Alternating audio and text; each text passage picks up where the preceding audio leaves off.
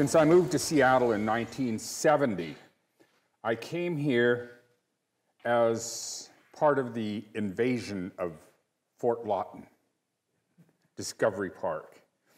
The United States government, the U.S. Department, was declaring it federal surplus.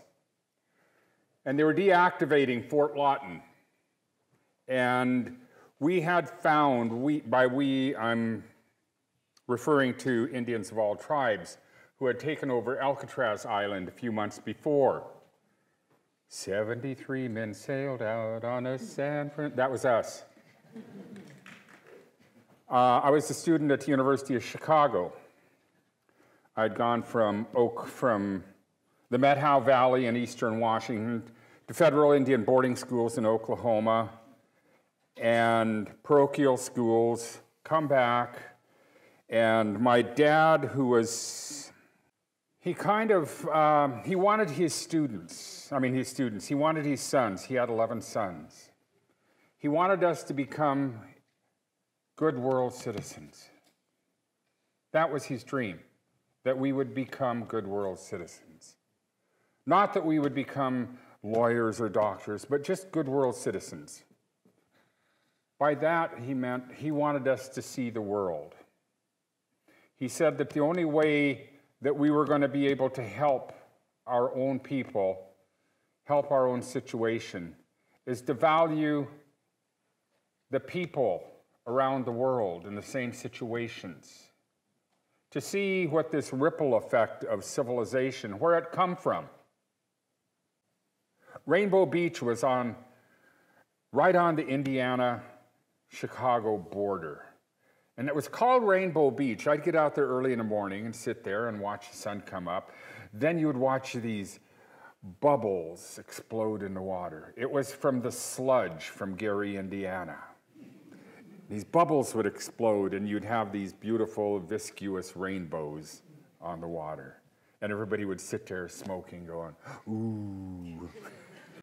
I came back, I got a call from Danny Siegel, who was then the Associated Student Body President of Berkeley. Asked me if I would take and come down and support him. So I bundled up the kids, and 5 carloads of us borrowed the cars from the University of Chicago. They were willing to give us for a field trip. Berkeley had not erupted yet. We got down to Berkeley and all hell broke loose and people were killed. Well, it was there that a group of us came together. Indians of all tribes, made up of Laneda means Laneda Warjack, who is Shoshone Bannock. Richard Oakes, who is Mohawk. Johnny Treadell, Sioux, Naquota. There were these wonderful young Native American minds. And we were looking at Alcatraz. Richard Oakes had brought forth the part of the Fort Laramie treaties. And embodied in most treaties, you'll find some of the same structure. Should the land ceded by the tribes ever become surplus, Native Americans would have first refusal rights to those properties. And so we went out to Alcatraz to exercise those rights. And our vision for Alcatraz was not much different from the vision we had for Fort Lawton, for Discovery Park, which is not much different from the vision you have for parks, that you have for your children, that you have for the future. There's not a lot of vestiges of the wild still left within urban areas. That's what we were looking for. Alcatraz, believe it or not, had a lot of wild to it. There were a lot of things that came up on those shores. Set the Wayback Machine to 1970. Set the Wayback Machine to 1965. 1965, we were literally being brutalized on the rivers here, fighting for our rights to fish, fighting for our treaty rights, the rights to hunt, fish, gather roots and vegetables, roots and berries in our usual and accustomed places.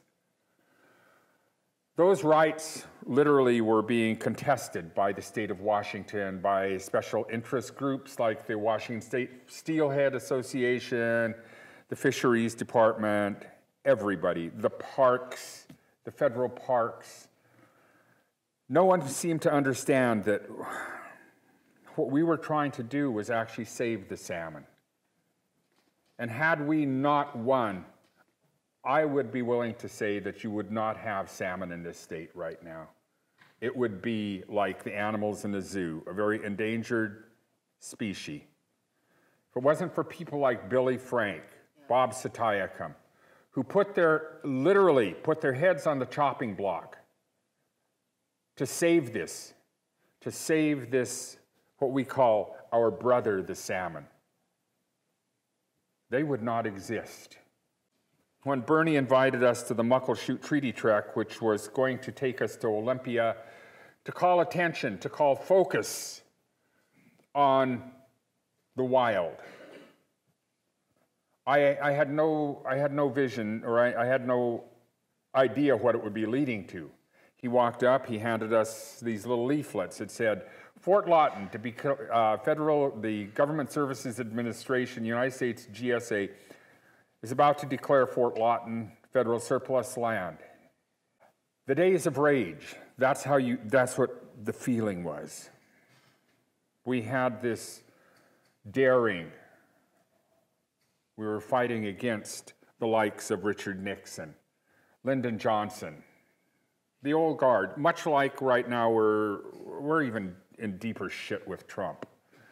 But back then we thought we had just, this insurmountable wall of resistance against us.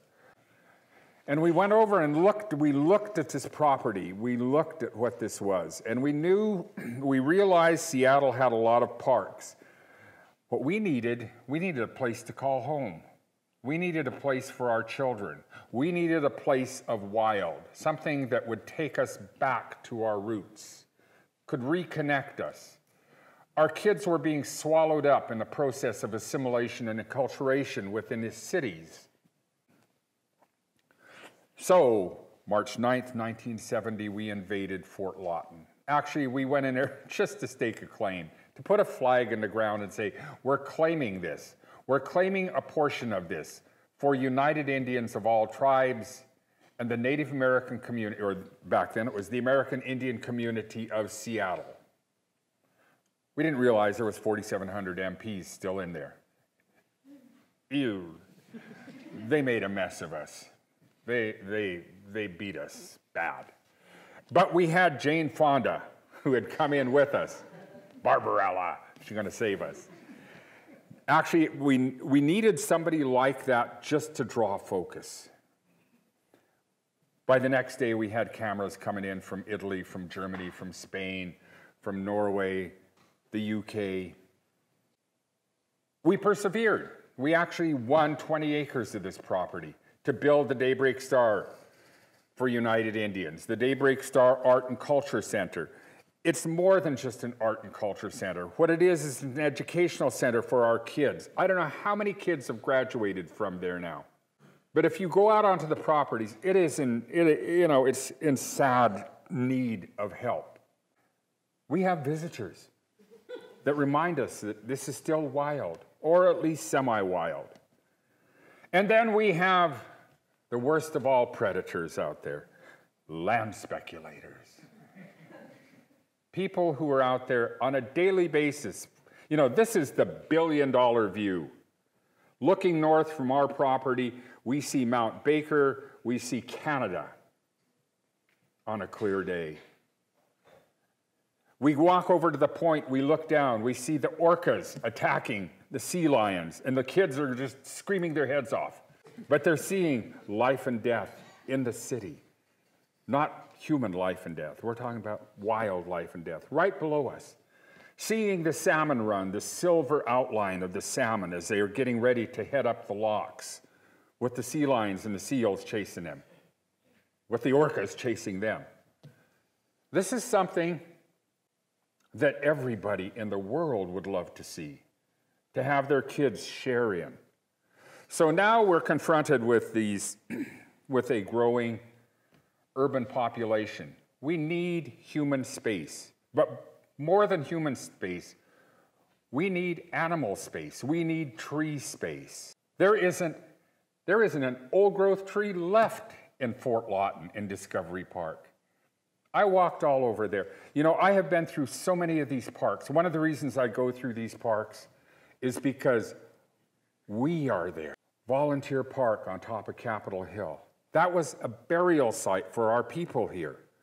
Native people, like white people, like other people, we buried our dead high. The higher you go, the closer to God. But we chose these massive, massive red cedars to place the burial boxes in. So the greater the heraldry, the higher you were buried. And that happened to be Volunteer Park. That happened to be Queen Anne. The cemeteries on all these, those were Indian cemeteries before. So I take those and I show these kids, okay, this is from your people. This is from Uwamish people. This is from Shnakolam. These people, you've been here since the beginning of time. You now become the stewards of this land because you're the only ones who can tell the story directly. So what we see in Volunteer Park, it's just a microcosm of every city in this country. Everybody is vying for quality space. More than quality space to live. There will be no quality space to live unless you have wild lands that make it quality. In New York, I lived by a park, but the trees all had these little wrought iron spears around each one. That was wild. That was as close as you got to nature at Washington Park. And here, my son was going on. We'd moved back from New York, and he was just surprised that we had trees. We had trees. We had, although they were trees that weren't from here, they were Pinus coterii, large, big cone pines. It was still amazing to him to see these gigantic pine cones the size of melons. We'll help you, you know. So don't count us out. We're there. We're here from the beginning. We'll be here to the end. Thank you.